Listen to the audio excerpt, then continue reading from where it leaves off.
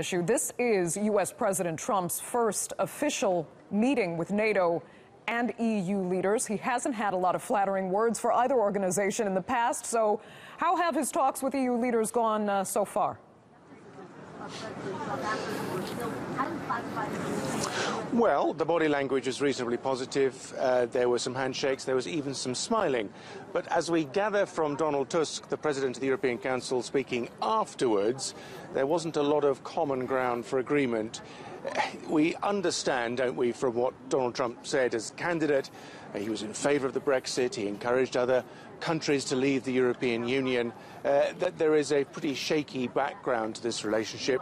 And Donald Tusk said very briefly in on-camera comments that there is still large areas of disagreement on things like trade, climate, and he also said he wasn't 100% sure that the European Union and Donald Trump's United States have a common position on Russia.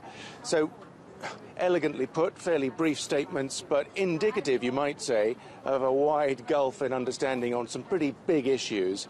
We will hear more about those difficult conversations in the days to come, but the first meeting, it would appear, hasn't gone so well. Okay, well, then tell us then what else is on the agenda, not least tackling global terrorism.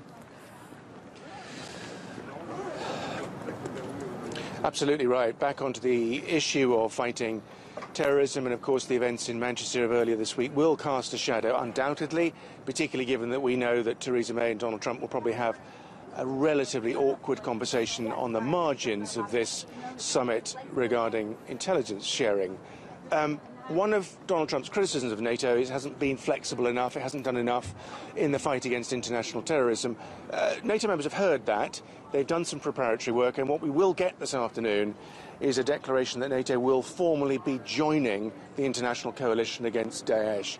Most member countries already contribute in their own way, but this is a formal declaration that NATO is going to take part. It's largely symbolic, but there will be some practical measures. There'll be an intelligence gathering centre here at NATO headquarters. It'll focus on foreign fighters, AWACS, shared intelligence, air refuelling, things that NATO is very good at. That will be offered in greater numbers. Hopefully, it will satisfy Donald Trump's misgivings.